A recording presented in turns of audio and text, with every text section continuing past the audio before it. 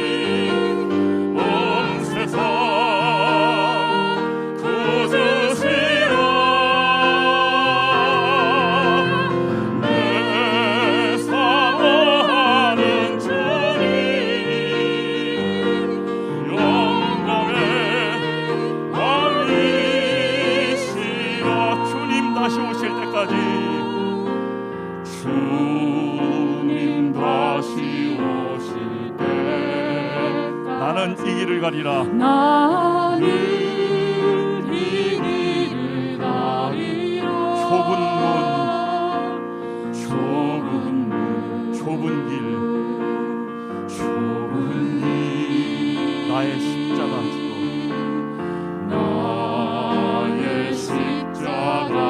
지고 나의 가는 이 길 끝에서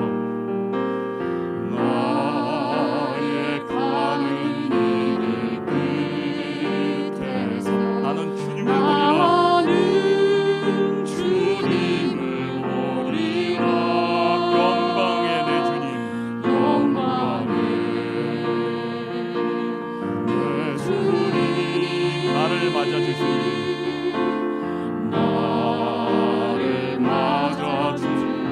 주님 다시 오실 때까지 나는 일어나 달려가리라. 나는 일어나 달려가리라. 주의 영광 온 땅 덮을 때 주의 영광 온 땅 덮을 때 나는 일어나 노래하리.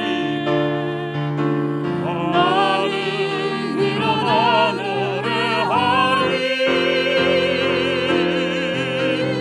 내 사모하는 주님 온 세상 구주시라.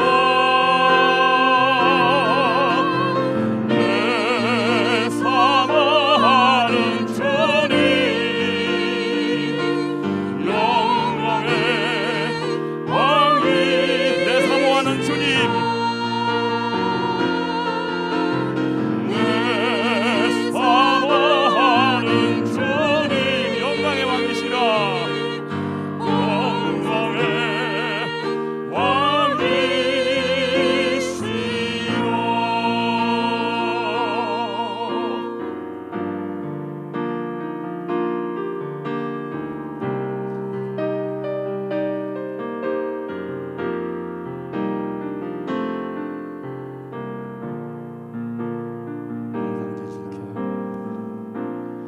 항상 진실해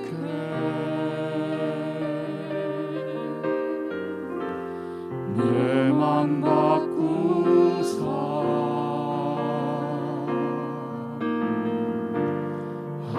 하나님과 함께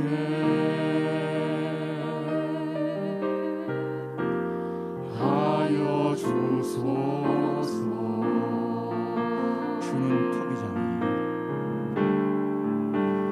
주는 토기자니 나는 지금 날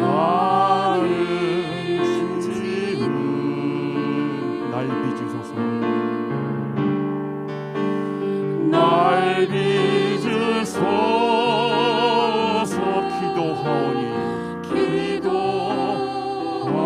기도하오니 항상 진실해 항상 진실해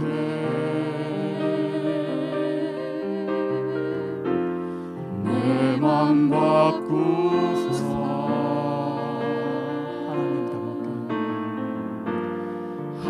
하나님과 함께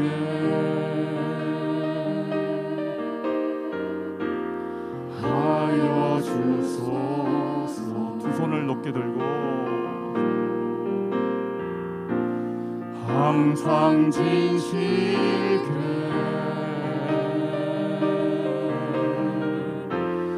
내 맘 바꾸사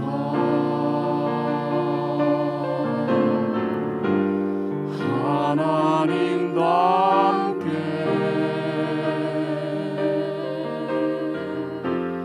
하여 주소서. 주는 토기장이 주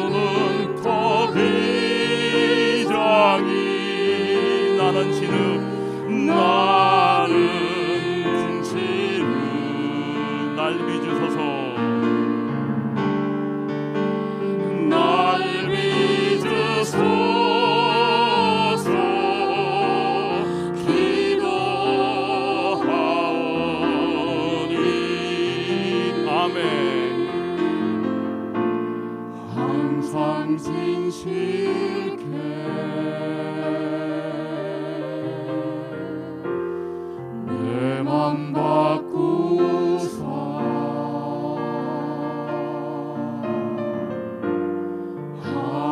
하나님답게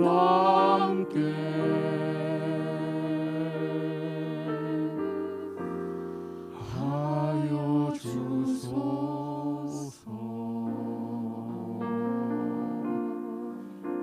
다 같이 기도하실 텐데, 예수님을 버리고 도망갔던 제자들이 부활하신 예수님을 만나고 담대히 순교의 길을 갔던 것처럼 조동천 목사님의 말씀을 통해 저희들 주님의 군서로 거듭나는 귀한 시간 되게 해달라고, 또 성령 충만한 예배로 저희의 모든 환경을 지배해달라고 기도하시겠습니다. 다 같이 기도하시겠습니다. 주여, 저희들 하오니 주여 아버지, 저희들 나약한 저희들을 새롭게 하여 주시옵고, 담대히 주님의 십자가를 지는 저희들이 주님의 용사가 될 수 있도록 도와주시옵소서.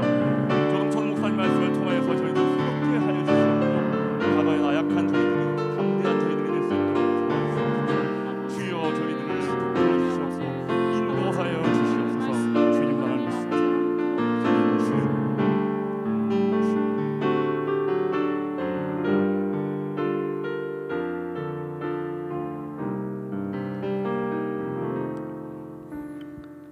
거룩하신 하나님 아버지, 이 시간에도 저희를 만나 주시기를 원합니다.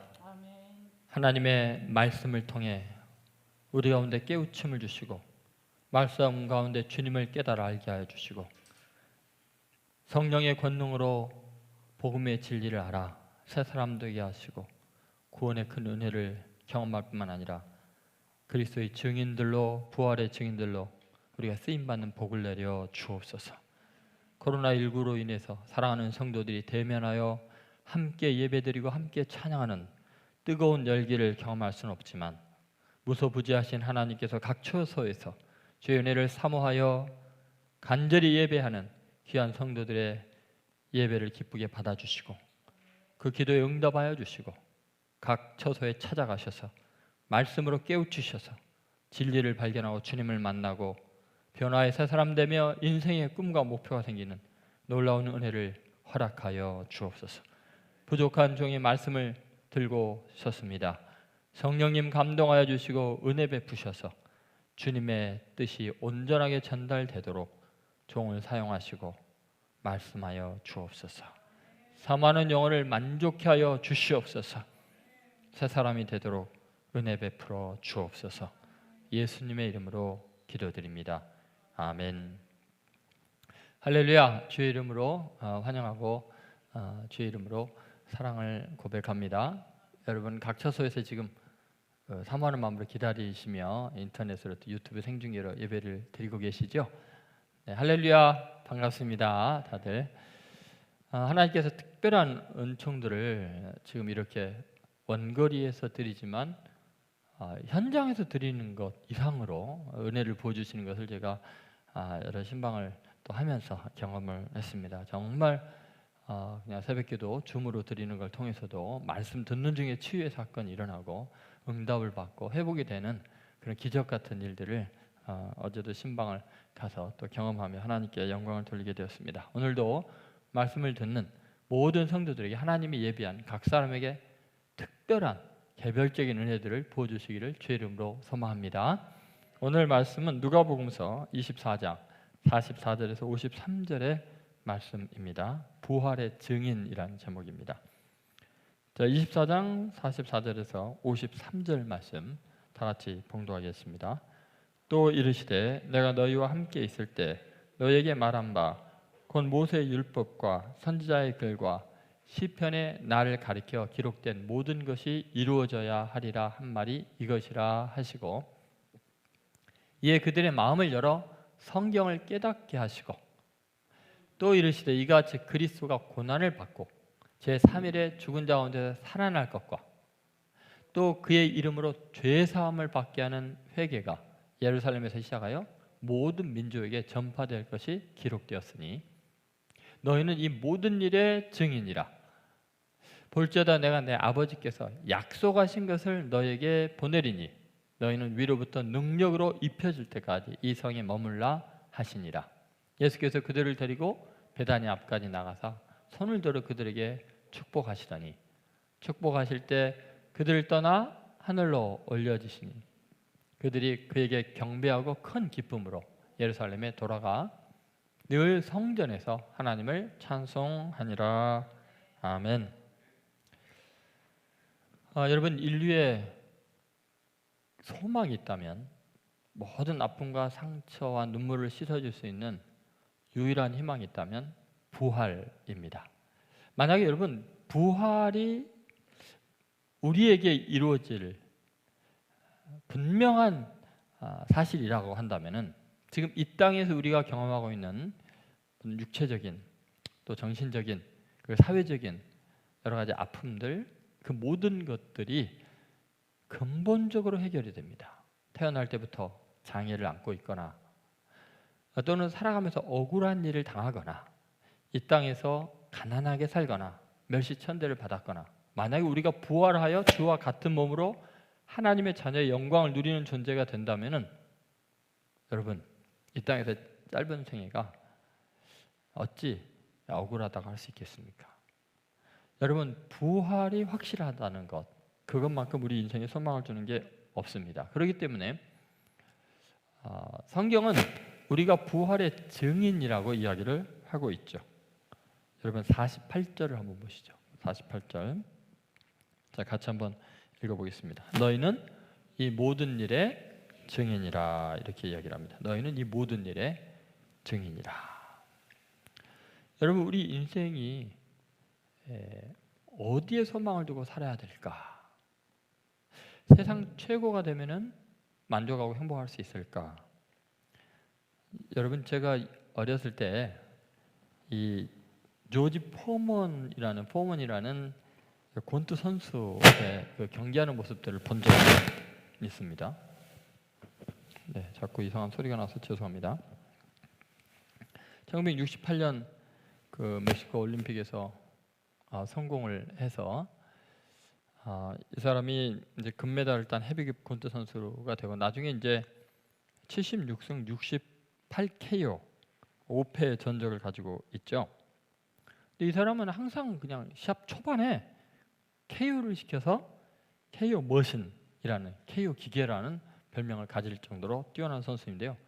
키가 1m 92나 되니까요. 그 파괴력이 엄청난 거죠. 1973년 챔피언이 되었고 그때부터 이제 자기 자신의 주먹을 과시하면서 자기 힘만 믿고 살았습니다. 그러니까 어떻게 했어요? 뭐 술을 마시고 허랑방탕하고 성격도 거칠고 아주 못된 삶을 살았죠. 그러다가 임자 만나요. 영원한 챔피언은 없죠. 1914년 누구에게 패하죠? 알리에게 KO패를 당합니다. 그리고 나서 지미 영에게 판정패를 또 나중에 당하게 되죠. 수백만 달러 동방석에 앉아 있을 때 그는 어머니의 간절한 기도나 하나님을 전혀 믿지 않았습니다. 자기 주먹만 믿고 살았죠. 그러다가 지미 영과의 판정패 후에 심장 마비를 일으켜서 가사 상태에 빠집니다. 그런데 그 수술 받던 중에 하나님을 만나죠. 정말 기적 같은 일이었습니다. 살아계신 하나님을 만났다고 간증을 하면서 그는 권투 선수의 일을 접어버리고 하나님을 증거하는 목회자의 길을 가게 됩니다. 그러면서 그는 놀랍게도 복음을 증거하면서 텍사스 휴스턴 길거리에서 마약 중독자, 범죄자, 불량배들에게 전도를 하기 시작합니다. 그리고 교회를 세웁니다. 그리고 가만히 보니까 사회가 이렇게 악해지는 것이 청소년들이 타락하기 때문이에요. 그래서 청소년 회관을 짓기로 결심합니다. 그런데 지을 돈이 없으니까 그가 돈 벌 수 있는 가장 좋은 쉬운 방법이 뭐예요? 권투 시합에 나가서 챔피언이 되는 거죠. 그래서 은퇴를 번복합니다. 그리고 10년 만에 38살에 다시 복귀를 결심하죠. 사람들이 은퇴한 퇴물 권투 선수라고 조롱하고 뭐 몸이 그렇게 쉽게 이렇게 회복되는 게 아닐 거 아니에요. 근데 마침내 42세 나이에 타이틀 도전권을 획득하고요. 45세 나이에 WBA, IBF 챔피언에 오르는 신화를 기록합니다. 그때 조지 포먼을 가리켜서 사람들이 그런 말합니다. 인류 역사상 복싱 선수가 돈을 위해서도 아니고 명예를 위해서도 아닌 다른 동기로 게임에 나서는 그런 유일한 케이스가 조지 포먼이라고 했습니다. 그러니까 그가 그 노령의 나이에 45세면은 뭐 권투 선수로서는 할아버지랑 마찬가지죠. 그런데 그는 그 나이에 세계 챔피언을 2개나 획득한 거예요. 어떻게 가능했냐?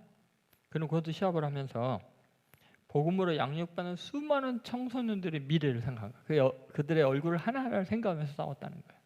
그들에게 복음을 전하고 그들을 하나님의 사람들로 키워야 되기 때문에 기도하면서 경기를 했다고 합니다. 그의 딸 나탈리가 아버지의 생애에 대해서 증언하면서 그런 말합니다. 예수님을 만난 후에 가장 중요한 일은 오직 한 가지뿐이었다고 하면서 이렇게 말이죠. 그날 이후 아버지에게는 권투도 돈도 명예도 더 이상 중요하지 않았습니다. 아버지의 열정은 오직 한 일, 즉 예수 그리스도를 증거하고 그를 찬양하는 일에 힘을 다하는 것이었습니다. 여러분, 진정으로 예수님을 만나셨습니까? 나를 위해 죽으신 그분, 죽음에서 부활하신 그분을 진정으로 만난 사람은요, 인생에요 돈이 궁극적인 목적일 수가 없습니다. 명예? 아무것도 아닙니다. 물론 권력이나 여러 가지 자기가 즐거워하는 쾌락이나 욕망이나 이런 것들이요 하찮은 것이 됩니다. 그리고 정말 오직 예수 그리스도를 증거하는 일, 그 증인의 삶, 그것만큼 영광스럽고 복된 일이 없게 되죠. 여러분, 오늘 48절에 분명히 그렇게 이야기를 하잖아요. 너희는 이 모든 일의 증인이라. 여러분, 우리 그리스도인들은 그리스도의 사건, 이것에 증인이 되어야 되는 줄로 믿습니다. 근데 여러분, 증인이 되고 싶은데 뭘 알아야 증인이 되죠. 여러분, 증인이 되려면 뭔 내용이 있어야 될 거 아니에요. 그래서 먼저 증인이 되려면 가장 중요한 것 중에 하나가 성경을 깨달아야 한다. 한번 따라해보세요. 성경을 깨달아야 한다. 여러분, 부활한 예수님께서요 제자들에게 너희는 이 일의 증인이라고 하기 전에 계속해서 반복해서 하신 일이 있습니다. 그건 뭐냐면 성경을 좀 알아라. 예수님이 계속 부활한 다음에 나타나서 뭐 하시냐면 성경을 가르치셨어요. 부활한 주님이 성경 가르치셨다니까요. 예를 들어 오늘 본문 44절 45절 한번 보시죠. 44절 45절 자, 같이 읽겠습니다. 또 이르시되 내가 너희에게 함께 있을 때 너희에게 말한 바 곧 모세의 율법과 선지자의 글과 시편에 나를 가리켜 기록된 모든 것이 이루어져야 하리라 한 말이 이것이라 하시고 이에 그들의 마음을 열어 성경을 깨닫게 하시고. 여러분, 부활한 주님이 지금 제자들에게 나타나서 한 게 뭐예요? 지금 성경을 열어서 가르치셨다는 거예요.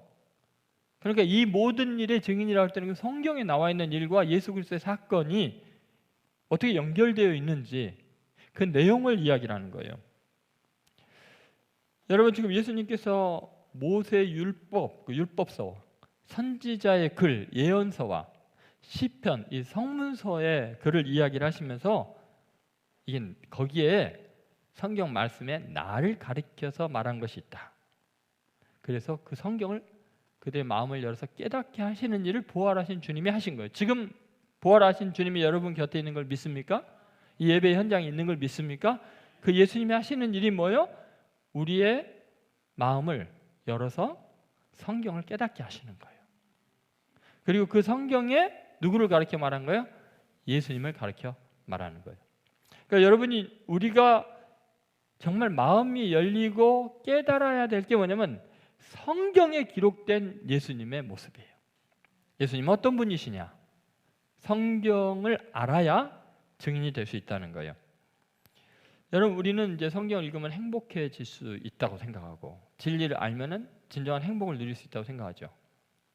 그러면 진정한 행복은 뭐를 알아야 되는 걸까요? 평생 인간의 행복에 대해서 연구를 한 이 스위스의 철학자가 있습니다. 칼 힐티라는 사람이. 이 사람은 행복론을 쓴 사람입니다. 근데 이 사람이 이런 말을 했어요.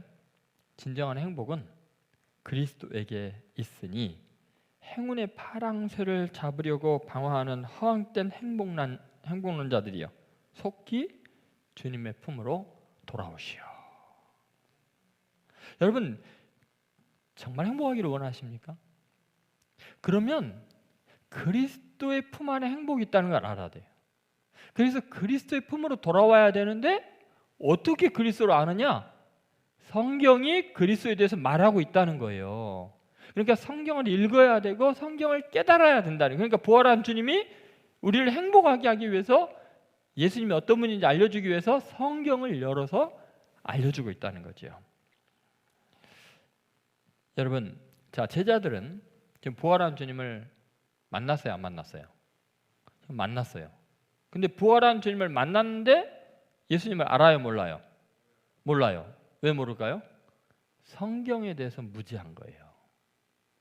여러분 이걸 잘 생각해 보세요. 지금 엠마오 마을로 가는 두 제자도 걸어가면서 내내 예수님과 대화하죠. 부활한 주님과. 그런데 예수님 알았어요, 몰랐어요? 몰라요. 왜 몰라요? 성경에 대해서 무식하니까. 그러니까 예수님께서 성경을 펴서 가르치는 그 내용이 이렇게 나와 있는 거예요. 여러분 우리는 하나님의 말씀을 알기 전에는요 그때 제자들보다 예수님을 더 모를 수밖에 없어요. 왜요? 그들은 부활한 주님이 옆에 지금 같이 육체적인 영의 몸으로 같이 만나고 있는데도 몰라보면은 우리는 지금 승천하에 계신 그 주님, 눈에 보이지 않는 영으로 계신 예수님을 눈으로 볼 수가 없으니까 더 몰라요. 그런데 신기하게 우리는 예수님에 대해서 제자들보다 더 잘 알아요, 몰라요? 신기하게 그 예수님의 제자들보다 우리가 예수님을 더 명확하고 뚜렷하게 알아요. 왜 그런지 아세요? 그들보다 성경을 더 많이 읽었어요. 그러니까 부활한 주님을 만나도 만난 게 아닌 거예요. 성경을 모르면. 성경을 아주 구체적으로 구석구석에서 통전적으로 잘 읽지 않으면, 성경에 대한 지식이 없으면 예수님을 만나도 모른다니까요. 그 제자들의 모습이에요. 그 왜 그러냐? 요한복음 3장 39절에 그런 말씀 있잖아요. 성경이 나에 대해서 증거하는 거다. 그렇게 친히 이야기를 하십니다. 너희가 성경에서 영생을 얻는 줄 생각하고 성경을 상고하거니와. 자, 이 성경이 누구에 대해서 말하는 거예요? 그건 나에 대해서 증거하는 거다. 그러니까 예수님의 증인이 되려면 뭐를 알아야 돼요? 성경에 대해서는 능통해야 되는 거예요. 여러분, 만약에 여러분이 성경에 대해서 모르면요, 마지막 시기가 되면 거짓 선지자들이 너무 많이 나오기 때문에요, 그것도 성경을 이용을 해서 협박을 하고 잘못된 길로 인도하니까요, 성경을 읽지 않고 신앙생활하면 백발백중 거짓 선지자에게 당하게 되어 있습니다. 이단에 빠지게 되어 있습니다. 정통 신학교를 나와도 목회자들이 성경을 제대로 알지 못하면 자기가 하는 말로 그리스도에 대한 이야기를 하는 게 아니라 성경으로 딴소리하고 정치 이념 이야기하고 자기 사상 이야기하고 세속적인 가치를 추구하는 일을 할 수 있다는 것입니다. 그래서 여러분 정말 중요한 게 바로 성경을 아는 겁니다. 자, 이제 성경에 대해서 무지한 것이 얼마나 위험한가를 제가 이제 교회사적으로 한번 말씀을 드리겠습니다. 여러분 이제 종교 개혁이 일어나는 그 원인이 뭔가 한번 생각해 봐야 됩니다. 당시 교회는 제롬의 라틴어 성경만이 유일한 경전이고, 라틴어 성경은 절대로 의심을 가져도 안 되고 해석을 해서도 안 되고 딱 가르칩니다. 왜냐하면 해석할 수 있는 권한은 사제들에게만 집중되어 있습니다. 사제들은 하나님의 사람이기 때문에 사제들에게는 오직 성경을 해석할 수 있는 권한이 주어져 있다는 것입니다.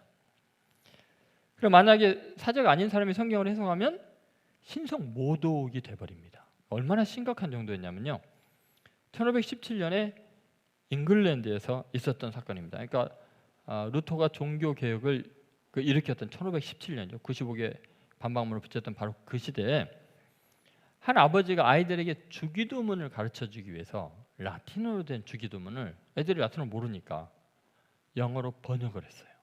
그래갖고 아이들한테 가르쳐줬어요. 그게 나중에 사제들에게 발각이 됐어요. 그래갖고 어떻게 했는지 아세요? 그 가족 전체를 화형시켜버렸어요. 여러분, 이런 잔인한 일이 왜 감행이 됐을까요? 그것은 성경의 진리를 사제들만 독점함으로써 자기네들만 이걸 해석할 권한이 있다고 함으로써 다른 사람들을 노예로 종속시키는 거예요. 그들에게 억압적인 폭력을 가할 수 있는 그런 거짓된 어떤 진리라고 하는 거죠. 그러면서 통제하고 있다. 이런 식으로 중세 내내 1100년 동안 라틴어는 유럽 사회 기득권층에게 유리하게 작용을 했던 거죠. 그러다가 이제 14세기 말부터 조금씩 이제 이런 균열이 생기기 시작하죠. 뭐 때문이죠? 인문주의의 발흥이죠. 그래서 인문주의의 발흥이 뭐냐면 원천으로 돌아가자. 아드 폰테스라는 외침이 일어나기 시작합니다. 운동이 일어난 거죠. 그 핵심이 뭐냐면 라틴어는 사실은 그 구약의 히브리어 성경과 헬라어 성경을 라틴어로 번역한 거잖아요. 그러면 정말 성경의 본 뜻을 알려면은 라틴어보다도 히브리어와 헬라어를 공부하는 거죠. 근데 문예부 인문학자들이 그 고전 공부를 열심히 하게 된 거예요. 그래가지고 성경을 바로 그냥 히브리어에서 라틴어가 아니라 히브리어나 헬라어에서 영어로 번역을 하거나 독일어로 번역하게 된 거예요.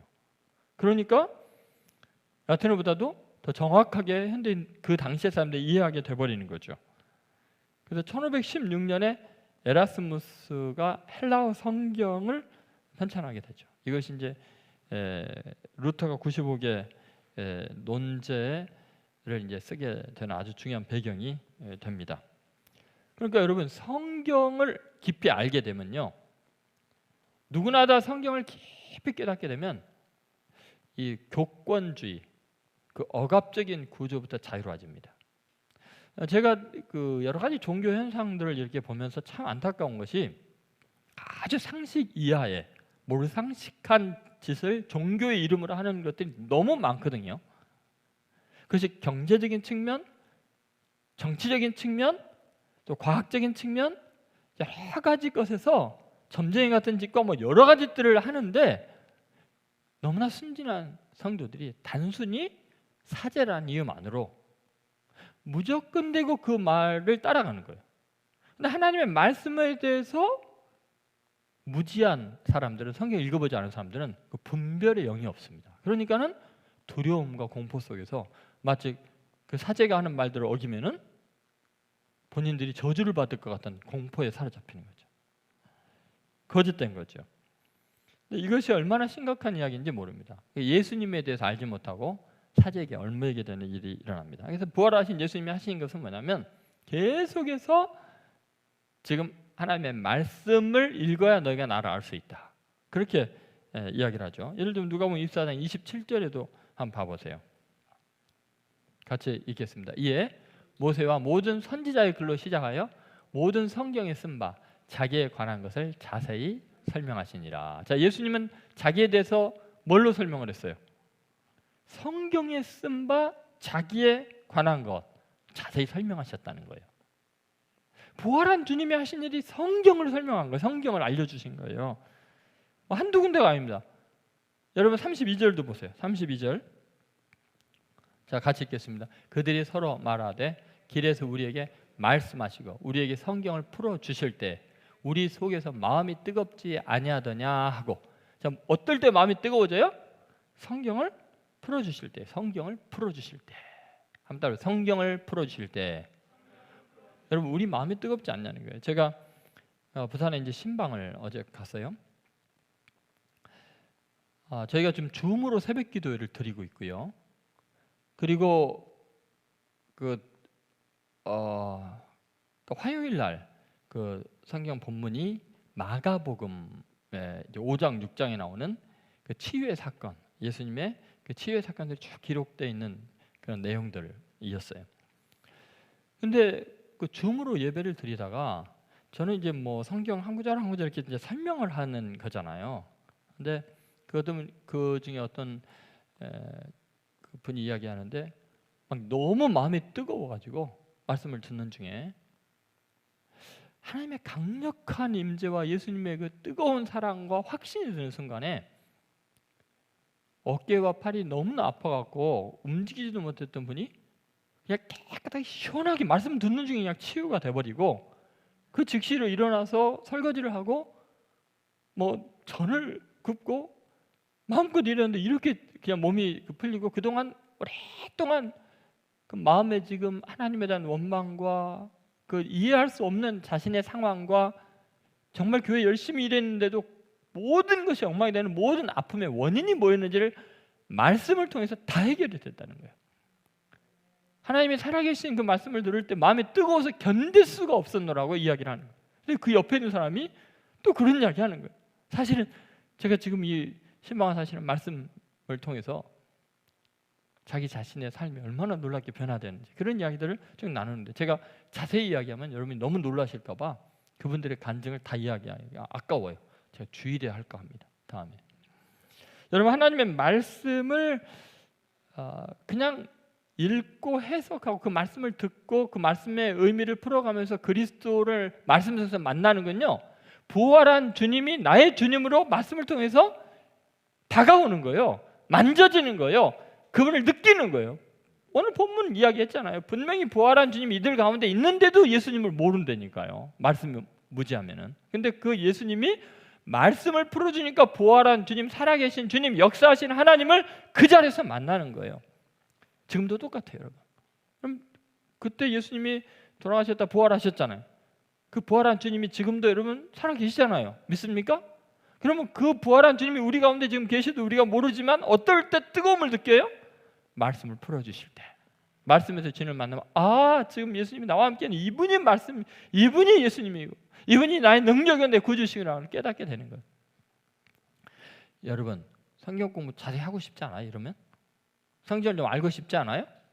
여러분 우리 교회는요 성경을 배울 수 있는 기회가 지금 너무너무나 많습니다. 지금 매일 저희가 새벽 기도회를 드라마 바이블을 통해서 하루에 최소한 3장, 어쩔 때는 8장까지 신약과 구약을 번갈아 가면서 매일 읽습니다. 매일 한번 그렇게 읽는다고 생각해보세요. 1년에 성경 일도 후딱 해버립니다. 그런데 그것을 설교 말씀으로 풀어가면서 읽습니다. 여러분 매일 새벽에 5시 45분에 말씀을 듣고 그걸 풀어주는 그 예수님을 만나면서 얼마나 놀라운 일들이 일어나는지 모릅니다. 그 기회를 놓치면 아깝잖아요. 여러분 수요 예배 누가복음서 이제 거의 끝나가잖아요. 누가복음 전체를 지금 관통해서 우리가 말씀을 나눴잖아요. 얼마나 놀라운 기회입니까? 말씀을 풀어줄 때 부활의 주님을 살아서 지금 나에게 역사하신 주님을 만날 수 있는 줄 믿습니다. 여러분 주일 예배 제가 주제 설교하지 않잖아요. 데살로니가 전서 한 구절 한 구절을 말씀을 나누고 있잖아요. 뭐가 더 필요하십니까? 뭐 이상한 시리즈를 뭐 특별한 걸 해야 됩니까? 지금 교회에서 이미 진행되고 있는 성경 공부 또는 하나님의 말씀 선포 자세히 풀어주는 거 이것만 들어도 매일매일 부활의 주님을 만나고 문제가 해결되고 살아의 역사하신 주님을 만난 줄로 믿습니다. 그렇기 때문에 말씀이 제공되는 기회 놓쳐서는 안 돼요. 그리고 저희 교회는 소그룹으로 지금 이제 이번 주부터 그 조단 교육이 시작이 됩니다만 경건서적 읽기를 통해서 말씀을 더 깊이 위대한 신앙의 선배들의 시각으로 영적인 훈련을 하는 거예요. 그런 것도 다 참여를 하세요. 줌으로 다 할 수 있습니다. 주님을 그렇게 말씀을 통해서 부활의 주님을 오늘 나의 현실 속에서 만나는 여러분 되시기를 주의 이름으로 소망합니다. 그래야 증인 될 수 있습니다. 두 번째는 복음의 핵심을 알아야 한다. 한번 따라서 복음의 핵심을 알아야 된다. 여러분 우리는 성경을 안다고 해서 주님을 만날 수 있는 거 아니에요. 부활의 주님을 만날 수 있는 거 아니에요. 예를 들어서 여러분 바리새인과 서기관들은 율법 전문가들입니다. 성경 전문가들이에요. 그렇죠? 헤롯이 동방박사들 이야기를 듣고 나신 메시아가 어디 있냐고 하니까 즉시 서기관들이 유대 베들레헴이라고 말하잖아요. 그죠? 그런데 그렇게 성경을 잘 아는 그들이 예수님을 십자가 못 박아 죽이잖아요. 왜 그런 일이 일어날까요? 여러분, 성경을 잘 아는 것보다 더 중요한 게 뭐냐면 그 핵심이 뭔가를 알아야 돼요. 그 성경의 초점이 어디에 있는가를 알아야 돼요. 그게 뭐냐? 복음이에요. 복음. 성경을 우리가 깊이 깨달을 때 예수 그리스도를 안다는 것은 복음을 아는 거예요. 성경을 통해서 우리가 복음을 깨닫는 거예요. 그 복음이 뭐냐? 마가복음 1장 1절에 예수 그리스도의 복음의 시작이 됐잖아요. 예수 그리스도의 복음의 시작이 뭐냐? 예수님이 그 복음이 뭔지를 성경에 나오는 그 복음의 핵심 내용, 성경의 초점이 어디 있는지를 부활한 주님이 친히 말씀해 주셨어요.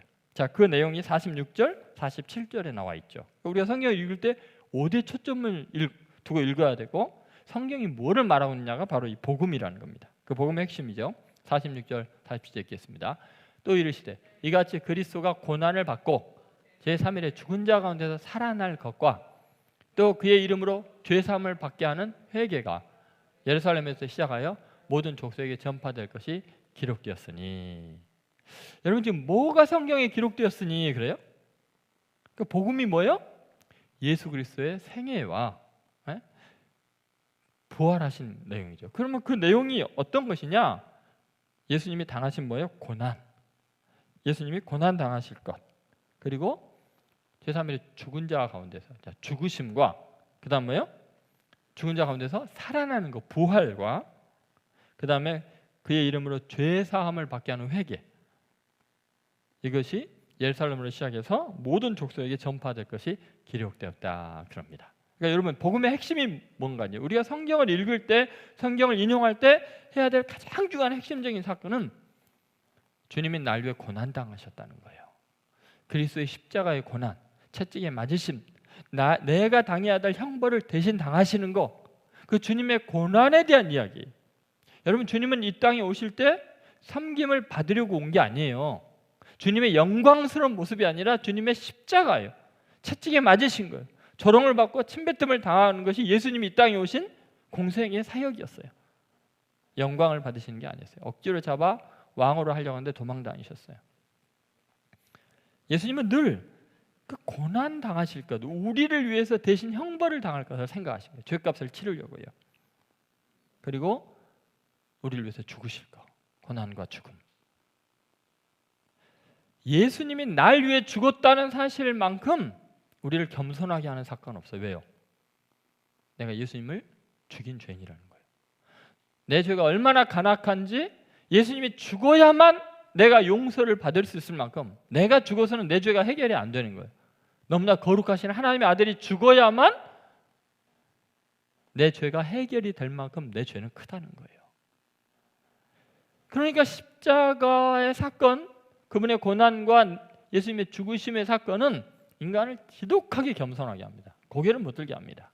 교만은 불가능한 상태가 됩니다. 그런데 그 주님이 날 위해 죄값을 치르고 완벽하게 죄 문제를 해결하실 뿐만 아니라 그 죽은 가운데 부활하심으로 우리의 소망이 되신 거예요. 죄사함을 받은 우리도 영생의 존재가 되고 하나님의 자녀가 되는 놀라운 부활에 참여할 수 있는 길을 열어주신 거죠. 그러니까 그 부활에 대해서 영원한 하늘의 소망을 두게 하신 거죠. 그리고 이 땅의 몸이 다가 아니고 정말 영의 몸으로 부활하는 예수님의 부활체의 영광스러움을 우리에게 증거하는 거죠. 결국은 여러분, 복음을 증거한다는 것은 예수님의 부활 사건을 전하는 거지 절대로 이 땅에서 내가 얼마나 오래 사느냐, 많이 가졌느냐, 높아졌느냐, 이게 중요한 게 아니라는 거예요. 궁극적으로 우리는 영생에 대한 소망이 있고요, 신적인 삶, 그 부활체에 대한 고대가 있어요.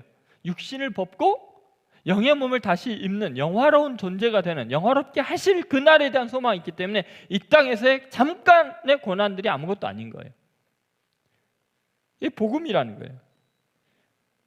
그런데 이것을 위해서는 그의 이름으로 죄사함을 받게 하는 회개를 전파해야 되는 거예요. 회개가 없으면 이 모든 예수님의 고난과 죽으심과 부활에 우리가 참여할 수가 없다는 거예요.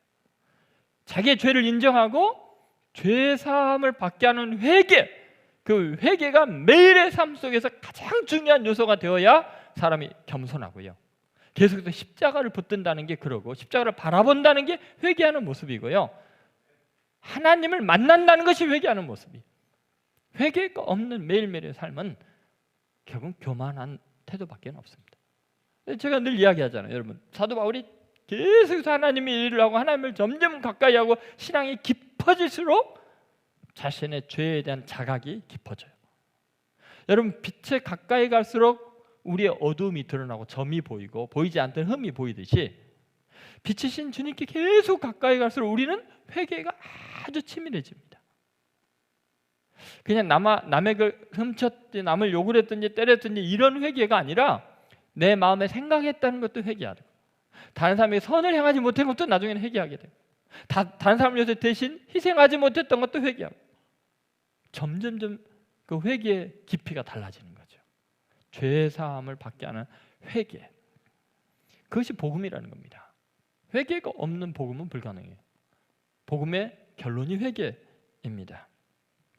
그러니까 이런 관점에서 우리가 성경을 읽어야 돼요. 그럼 여러분, 성경을 읽는 것은요 굉장히 다양한 그 관점으로 성경을 볼 수 있다는 거예요. 그러니까 복음으로 성경을 보지 않고 다른 걸로 보면요 예수님을 만날 수가 없다는 거예요. 이 복음이 뭐라고 그랬어요? 고난과 죽으심과 부활과 회개라는 거예요. 죄 사함을 받게 하는 회개. 예를 들어서 여러분 참새를 보면 어떻게 해요? 여러분은 참새 보면 무슨 생각이 들어요? 그냥 뭐 어린 아이들은 막 짹짹짹 귀엽다는 생각이 들겠죠.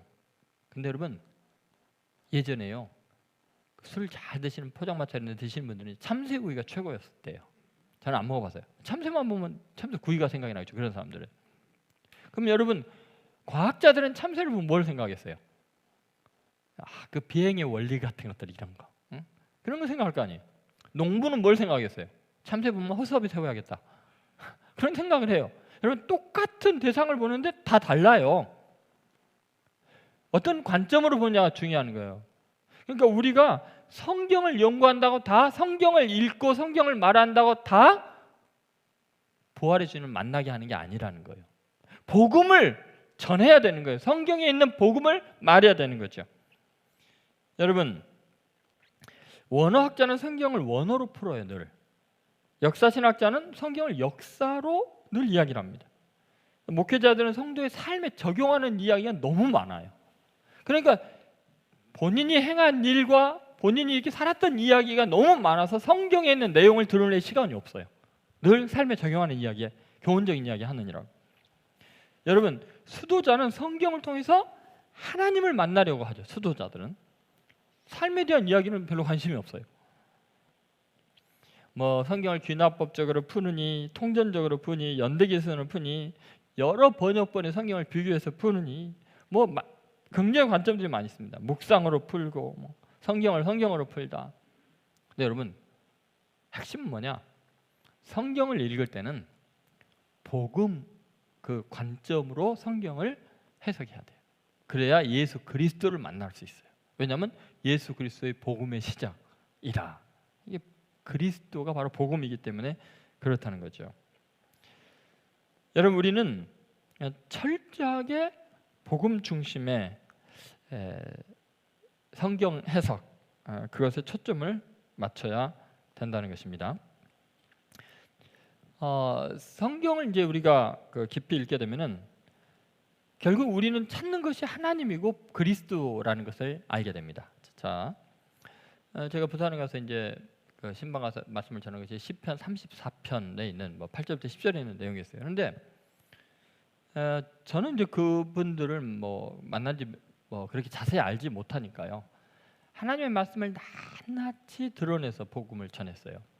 우리가 어떻게 회개해야 될지, 우리의 삶이 적나라하게 얼마나 잘못된 것이고 그리스도의 구속의 은혜 외에는 의지할 것이 없는 우리의 잘못된 것에 대한 회개의 복음을 전한 거죠. 그 중에서 이런 말씀이 있어요. 너희는 여호와의 선하심을 맛보아할지어다. 그 얘기 피하는 자는 복이 있다 하면서 이런 구절이 있습니다. 여호와를 찾는 자들에게는 모든 좋은 것에 부족함이 없으리로다.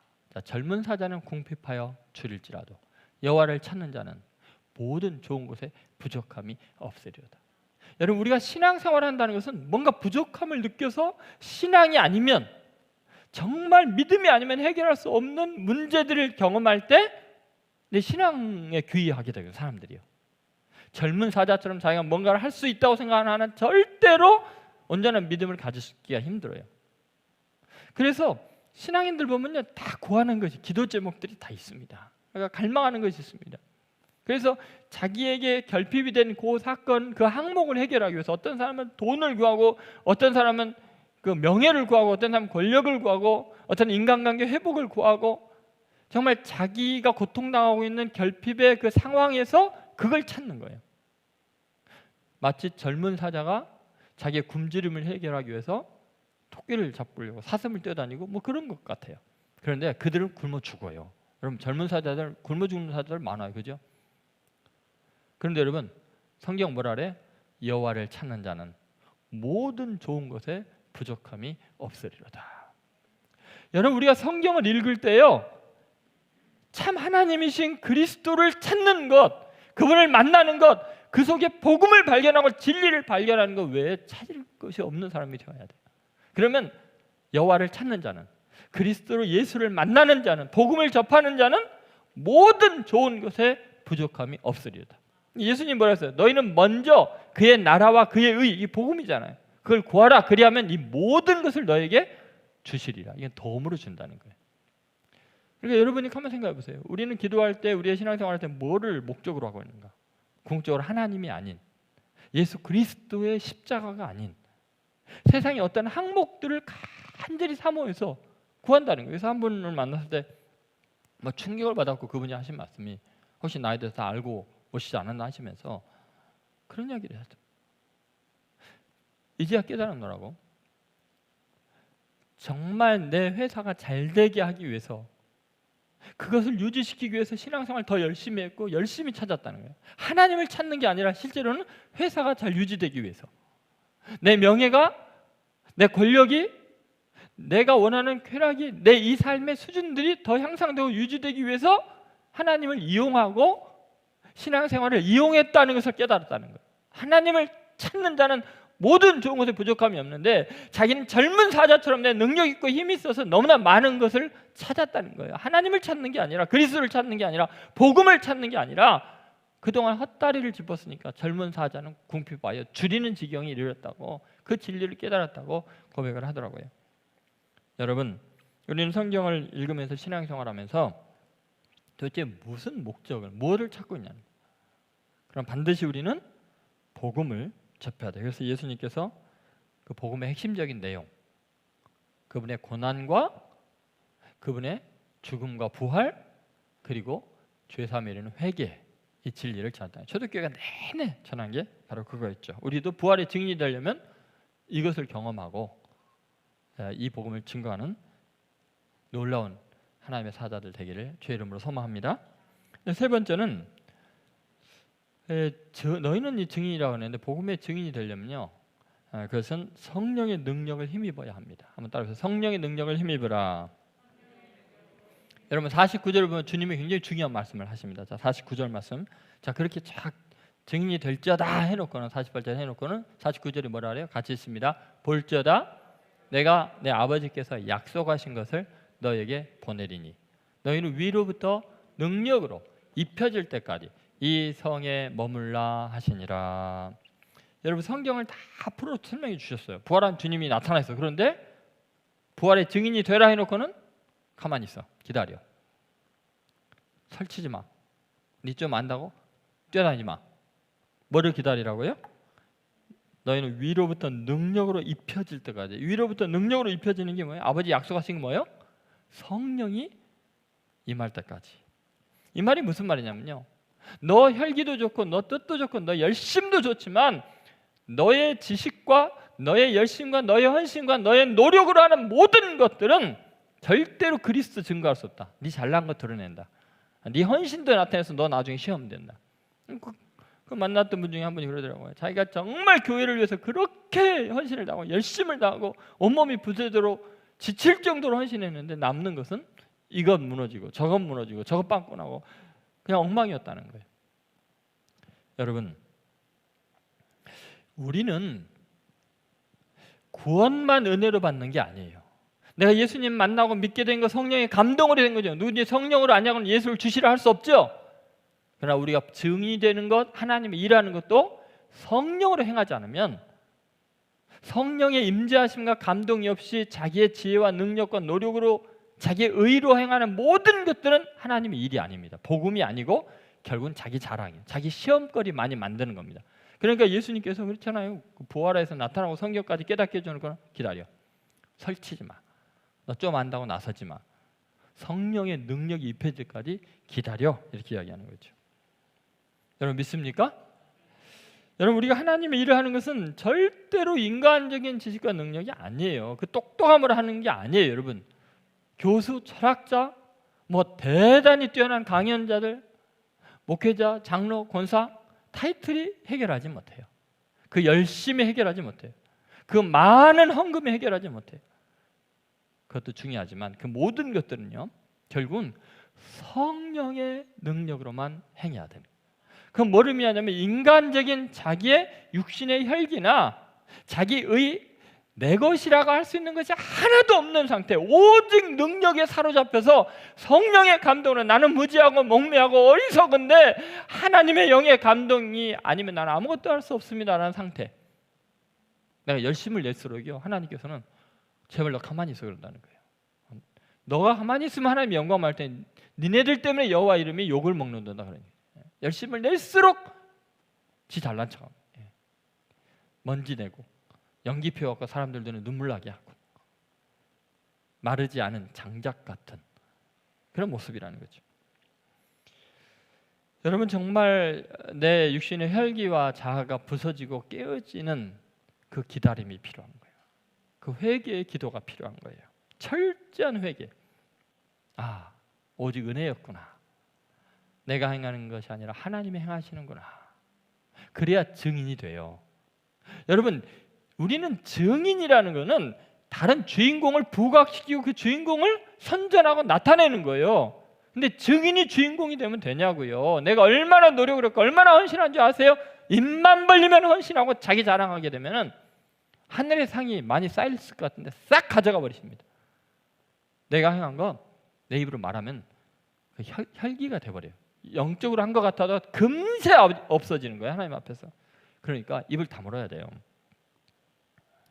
여러분 우리는 하나님의 일을 열심히 한다고 하면서 뭔 일을 하고 있느냐. 여러분 보세요. 그저께 저희 통합체 총회가 있었어요. 그 총회의 결과에 대해서 진행되는 과정 속에서도 어마어마한 아픔과 상처들이 있어요. 왜 그럴까요? 그 총회 내용이 내내 서로 물고 먹는 일이에요. 근데 그 물고 먹는 열심들 막 달려들고 따지고 또 술수를 뭐 이렇게 돌리고 이런 모든 것들이 다 하나님의 일을 위해서 한다고 하는 거예요.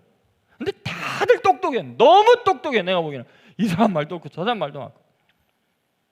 그런데 성경은 피차 멸망할 짓을 하고 있다. 한마디로 끝내버립니다.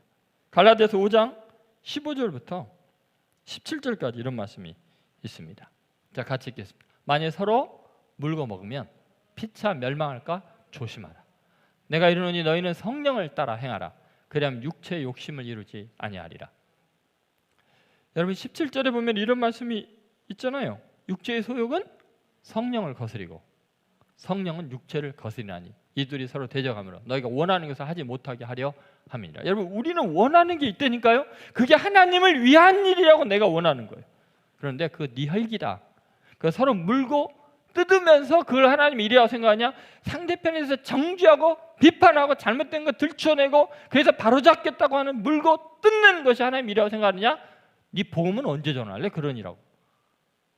뭘 위해 기도하는 거냐? 뭘 위해 큰 소리 치는 거냐? 왜 육신의 혈기가 가득하냐? 왜 성령의 감동을 행하지 않느냐? 육신의 혈기가 남아있다는 거예요. 내가 너희에게 이르노니 너희는 성령을 따라 행하라. 그러면 육체 욕심을 이루지 아니하리라. 여러분 성령을 따라 행하지 않는 그 위로부터 능력이 입힐 때 기다리지 않고 자기의 그 열심과 부지런함으로만 일하는 거예요. 그것이 서로 물고 뜯는 것이 되어서 피차 멸망하는 일들이 될 수 있습니다. 교회가 그래요. 그래서 여러분 내가 그리스도인으로서 증인으로서 정말 온전한 하나님의 사람으로 살기를 원한다면 정말 중요한 결단을 해야 합니다.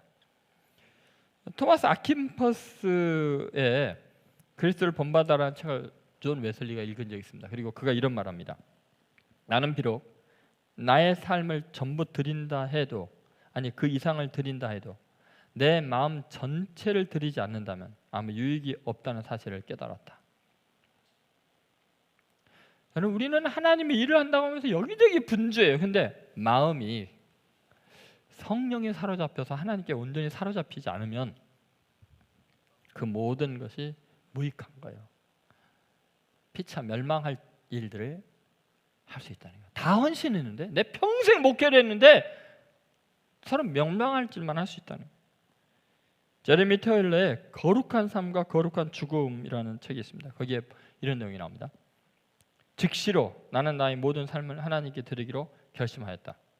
즉 나의 모든 생각과 말과 행동을 드리기로 결심하였다. 내 삶의 모든 것을 하나님께 제물로 바쳐야 하며 만일 내 삶의 어느 부분이라도 하나님께 바치지 않는 것이 있다면 그것은 곧 마귀에게 바친 것이 된다. 나는 내 삶에서 하나님 섬기기와 마귀 섬기기의 중간은 없다는 사실을 확실히 깨달았다. 여러분, 우리는요 성령으로 육신의 소욕을 다 죽이지 않으면, 그래서 내 육신을 성령이 불러 그 소욕을 다 태우기까지, 성령의 소욕으로 우리를 완전히 사로잡히기 전까지는 결국은 마귀일을 할 수가 있어요. 마귀일. 참 이상합니다, 여러분. 신앙생활 오래 하고 정말 열심을 내고 법도 아는 건 많고 성경도 아는 건 많은데 그것이 육신의 혈기를 따라 진행된다면, 성령의 다스리심과 사랑과 희락과 화평과 자비와 양선과 충성과 온유와 절제라는 성령의 열매를 맺지 못한 거 있으면 그거 마귀짓 한 거라는 거예요. 지금 여러분 믿습니까? 그래서 주의해야 돼요. 육신의 소욕이 아니라 성령의 소욕. 그래서 예수님은 너희가 증인이 되려면 기다리라. 아직 너 때 벗어야 된다. 혈기 벗어야 된다. 너 교만 벗어야 된다. 너 자신의 열심 벗어야 된다. 그래야 증인 된다. 부활한 주님이 우리에게 신신당부하는 말씀입니다. 성령 충만함으로. 그 성령 충만함은 뭘까요? 뜨거운 열정이 아니고요, 조용히 자아를 내려놓는 마음이에요.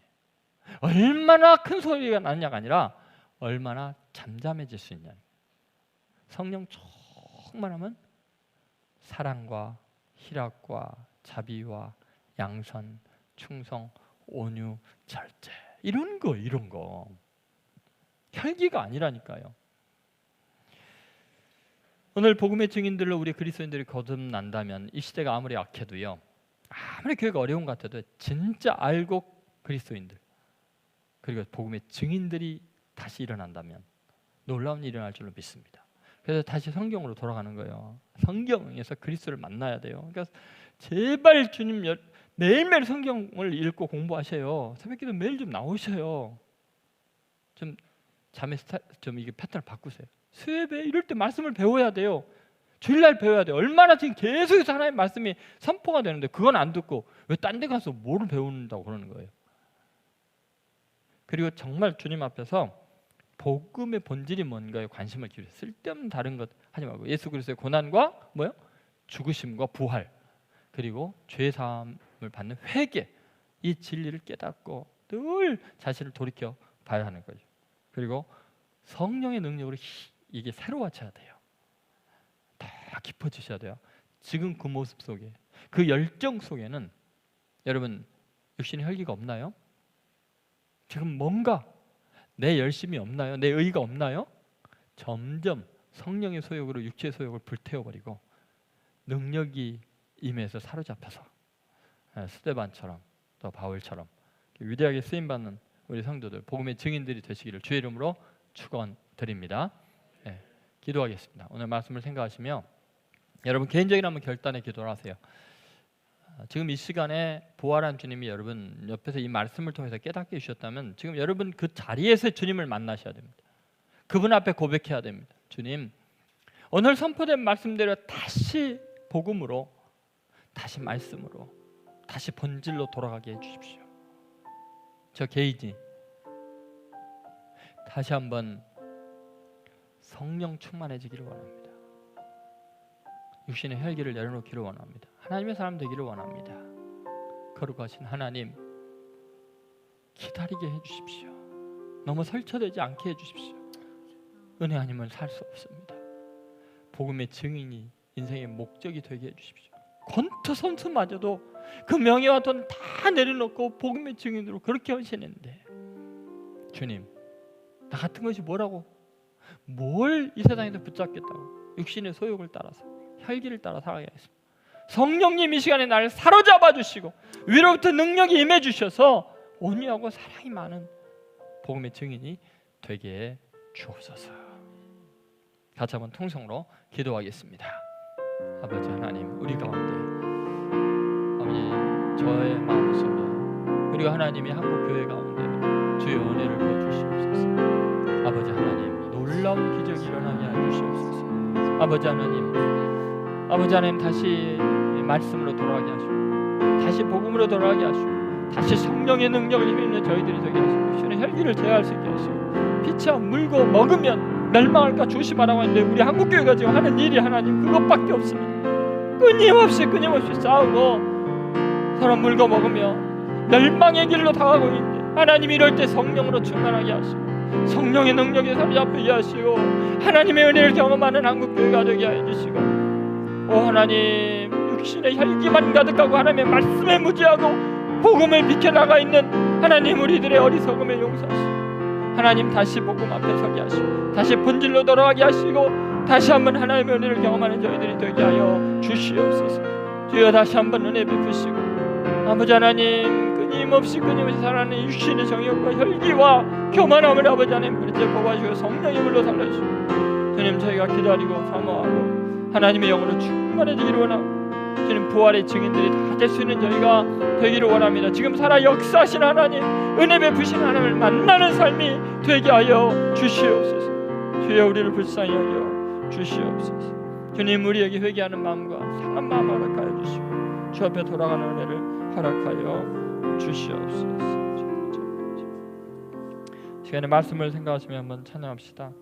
마음이 상한 자를 고치시는 주님, 자신의 죄를 자복하고 자신의 거짓됨과 무지함과 혈기를 회개하며 마음이 깨어지고 부서지는 사람, 성령의 능력을 사모하는 사람, 성령으로 체험받기를 소망하는 사람, 그런 사람들 하나님께 자신을 내어놓고 다스림을 받기를 원할 것입니다. 오늘 말씀을 생각하며 다 같이 찬양하겠습니다. 마음이 상한 자를 고치시는 주님. 마음이 상한 자를 고치시는 주님, 하늘의 아버지 날 주관하소서. 주의 길로 인도하사 자유케 하소서. 내 일을 행하사 분케 하소서. 의의 주로 목이 마르니 성령의 기름 부소서. 의의 주로 목이 마르니 내 잔을 채워 주소서. 성령으로 채우사 성령으로 채우사면 주 보게 하소서. 주의 임재 속에 은혜 알게 하소서. 주 뜻대로 살아가리. 주 뜻대로 살아가리. 세상 끝날까지 나를 빚으시고 새날 열어주소서. 의의 주로 목이 마르니 성령의 기름 부소서. 아멘. 의에 줄이고 의의 주로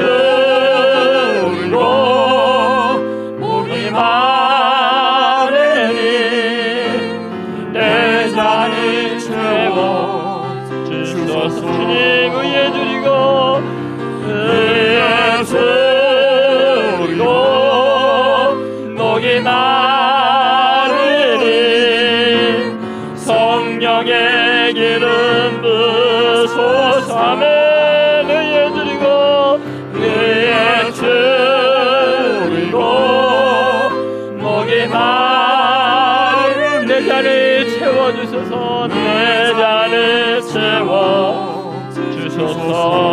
2절 성령으로 채우사 성령으로 채우사 주 보게 하소서. 부활의 주님을 보기를 원합니다. 주님 내 옆에 임재하시는 주님을 만나기를 원합니다. 이제는 주님 뜻대로 살기를 원합니다. 세상 끝날 날 빚으시고 새날 열어주소서. 새날 열어주소서. 의에 주리고 목이 마르니 성령의 기름 부소서. 의에 주리고 의에 주리고 목이 마르니 내 잔을 채워주소서. 하나님 아버지, 우리는 스스로 안다고 하나 주의 말씀에 무지했습니다. 말씀을 안다고 하나 복음을 알지 못했습니다. 열심히 일한다고 하나 혈기를 따라 일했습니다.